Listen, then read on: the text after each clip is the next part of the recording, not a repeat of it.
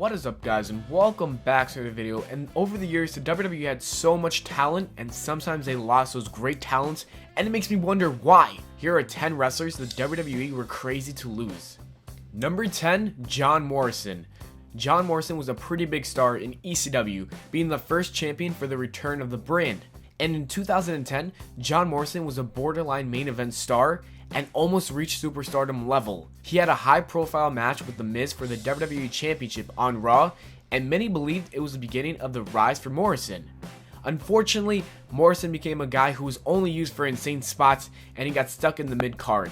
If Morrison stayed with the WWE, he could have improved on his mic skills and developed main event status in NXT. After he improved more on his character, he could have possibly become a top star on the main roster. Morrison instead went to Lucha Underground and has found a lot of success over there, but he did say he was open to return, so we'll never know. Number 9, Mickie James. Mickie James went from an average woman wrestler to a top star in the Divas division after a great feud with Trish Stratus. After Stratus and Lita retired from wrestling, the division was lacking and Mickie was practically the most entertaining woman and solid in the ring. Although the WWE never released why they let her go, it was stupid because she could have thrived in a time right now where women are getting more opportunities. Also, imagine a feud with her and AJ Lee, it would have been gold. Number 8, Shelton Benjamin. Ain't no stopping him until the WWE releases him. Yes, I am fully aware that Shelton Benjamin was making his return to the WWE soon until he discovered he was injured. Get well soon, Shelton. But why did the WWE release him in the first place? Shelton Benjamin had everything it took to become a top star in the WWE. He had the charisma, amazing in-ring skills, an awesome look, and he was one of the most pure and athletic wrestlers in the WWE.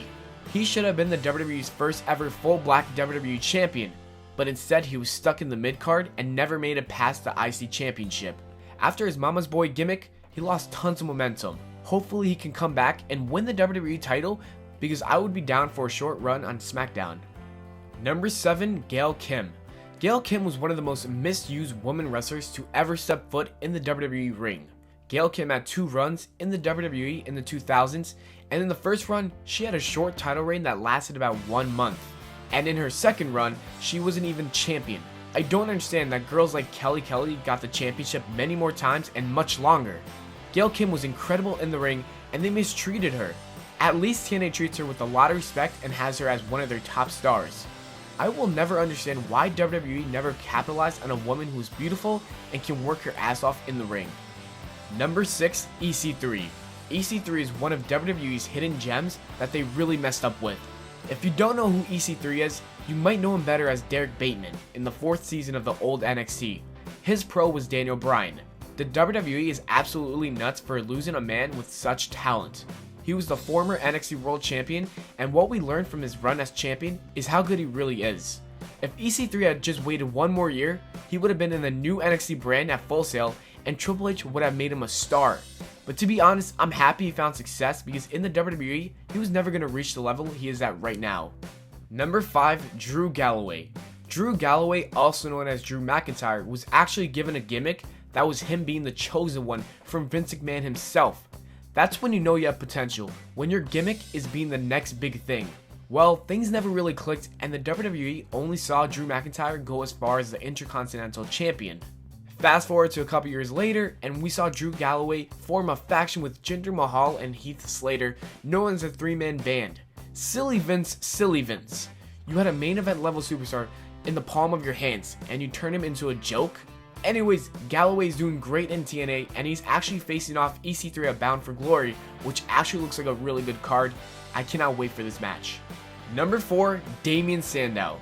Damien Sandow, the man that got over with a smart-ass gimmick, then a stunt double gimmick, and finally a gimmick of stealing past gimmicks.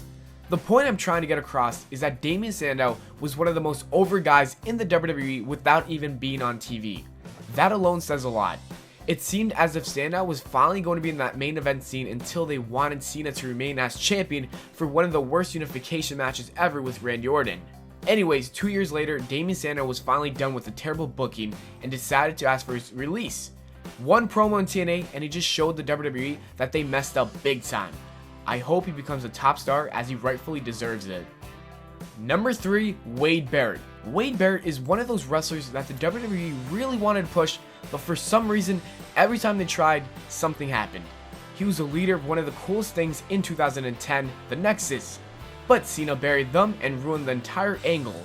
Then he was given a singles run as the IC champion many times, but none of that was memorable at all. Oh, he won the King of the Ring, but he just winded up looking stupid, so that failed. He was scheduled to win the Money in the Bank contract many times, but he always got injured. He was put into a faction that looked good in theory, that failed miserably. Do you see the pattern? Wade Barrett is more like Bad Luck Barrett. Number 2, Kurt Angle. Kurt Angle is my favorite wrestler of all time, so when they lost him, this one hurt me a lot. He had great matches with the likes of Shawn Michaels, Brock Lesnar, Stone Cold Steve Austin, The Rock, John Cena, and I can go on for another 30 minutes, but to save time, let's just say he was really good in the ring. In 2006, Angle was at the peak of his career, but he was also suffering some injuries with the hectic WWE schedule. He wanted a deal similar to Shawn Michaels at the time, who didn't work house shows but would show up to either Raw or SmackDown every week. Sounds like a great deal, doesn't it? Nope, Vince didn't like it at all, and he didn't agree, and he lost Kurt Angle. Vince, you stubborn son of a bitch! And number 1, Cody Rhodes. Cody Rhodes is probably one of the greatest things the WWE lost because they are idiots. Need more proof why Vince McMahon is a stubborn son of a bitch? Idiots? Cody Rhodes was successful throughout his WWE career with pretty much any gimmick except Stardust. Cody Rhodes is great in the ring and has good mic skills, and let's not forget he's a second generation star. His feud with Orton was incredible in 2013. Cody Rhodes simply asked to change his gimmick, and he even made the creator's life easier by pitching ideas. They didn't want to listen and they lost Cody Rhodes. As always, thanks for watching the video, guys. I hope you all enjoyed. If you did, leave a like and subscribe for more. Don't forget to follow me on Twitter at WWE Pllana. Also check out my other channel, Official Life Hacks. Take care and spike your hair. No diggity, darling, I'm not the bad. 1730, no diggity, darling, I like the way you work it. I'm about to bag it up. No diggity, darling, I'm about to bag it up.